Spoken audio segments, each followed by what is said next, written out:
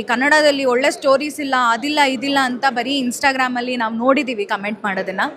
But ಈ ಥರ ಒಳ್ಳೆ ಸಿನಿಮಾ ಬಂದಾಗ ಥಿಯೇಟ್ರ್ ಖಾಲಿ ಹೊಡಿಸ್ಬಾರ್ದು. ತುಂಬ ಪ್ರೌಡ್ ಫೀಲ್ ಆಗುತ್ತೆ ರಿತ್ವಿಕ್ನ ಬಿಗ್ ಸ್ಕ್ರೀನ್ ಮೇಲೆ ನೋಡಿದ್ದು.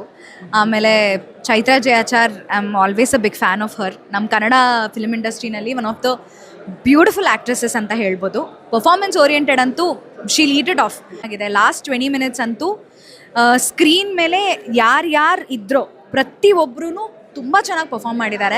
ದಯವಿಟ್ಟು ಬಂದು ಥಿಯೇಟರ್ಸಲ್ಲಿ ಈ ಮೂವಿನ ನೋಡಿ. Marnami it is very nice. ತುಂಬ ಡಿಫ್ರೆಂಟ್ ಆಗಿರೋಂಥ ಒಂದು ಕತೆ ಮೂಡ್ ಬಂದಿದೆ ರೀಸೆಂಟ್ ಟೈಮ್ಸಲ್ಲಿ ಎಸ್ಪೆಷಲಿ. ಸೊ ತುಂಬ ಚೆನ್ನಾಗಿದೆ. ದಯವಿಟ್ಟು ಥಿಯೇಟ್ರಿಗೆ ಬಂದ್ಬಿಟ್ಟು ನೋಡಿ ಮಾರ್ನಮಿ.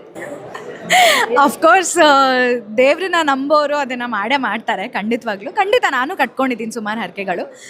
But nothing serious. ಯಾರ್ದಾದ್ರೂ ನಮಗೆ ಬೇಕಾದವ್ರ ಹೆಲ್ತ್ ರಿಲೇಟೆಡ್ಡು ಆ ಥರನೇ ಹರಕೆ ಕಟ್ಕೊಂಡಿರೋದು. ನನ್ನ ವರ್ಕ್ ರಿಲೇಟೆಡ್ ಆಗಿರ್ಬೋದು, ನನ್ನ ಪ್ರೊಫೆಷನ್ ರಿಲೇಟೆಡ್ ಆಗಿರ್ಬೋದು, ಯಾವತ್ತೂ ಹರಕೆ ಎಲ್ಲ ಕಟ್ಕೊಂಡಿಲ್ಲ.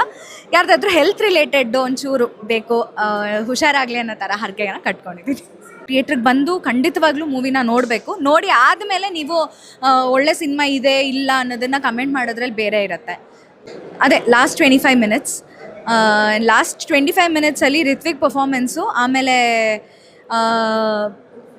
ಅಂಕಲ್ ಆಂಟಿ ಅಂದರೆ ಅವ್ರ ಅತ್ತೆ ಮಾವನ ಪರ್ಫಾರ್ಮೆನ್ಸ್ ಲಾಸ್ಟಲ್ಲಿ ಒಂದು ಬಿಟ್ಟು ಅವ್ರದ್ದು ಒಂದು ಕ್ಲೋಸಪ್ ಶಾಟ್ ನನಗೆ ತುಂಬ ಇಷ್ಟ ಆಯಿತು. ತುಂಬ ಅಂದರೆ ತುಂಬ ಇಷ್ಟ ಆಯಿತು. It was emotionally on a high point. So ಅದು ತುಂಬ ಇಷ್ಟ ಆಯಿತು. Thank you.